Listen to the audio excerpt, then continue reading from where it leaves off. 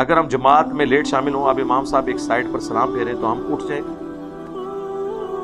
پھر امام دونوں طرف سلام پھیریں، امام کے دونوں طرف سلام پھیرنے کا انتظار کریں. اس کی وجہ ہو سکتا ہے اس طرف سلام پھیر کے اس نے سجدہ صاحب کرنا ہو، تو جب تک مکمل طور پر امام نماز سے نہیں نکلتا آپ نہ اٹھیں، دونوں سلام پھیرنے کے بعد آپ اٹھیں. سجدہ صاحب کے 5 طریقے ہیں، میری اس پہ ویڈیو بھی ریکارڈ ہے.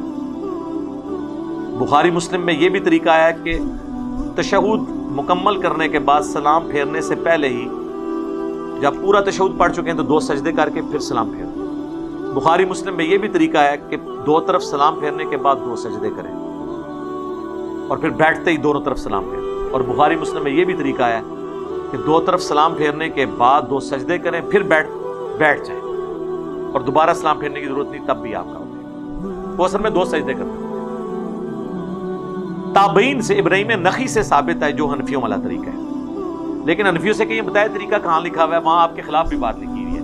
کیونکہ ابراہیم نخعی کہتے ہیں کہ سجدہ صاحب میں بھی ایک طرف سلام ہے اور جنازے میں بھی ایک طرف سلام ہے. پوری حدیث یوں ہے. تو اب کون سا حنفی ہے جو جنازے میں ایک طرف سلام پھیرتا ہے؟ سعودیہ پورے میں جنازے میں ایک سلام ہوتا ہے، عرب سٹیٹس میں.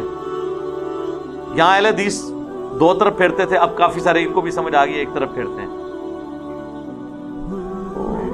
آدھی حدیثوں پہ عمل کرتے ہیں. تو 2 طرف سلام پھیرنے کے بعد آپ کھڑے ہو جی.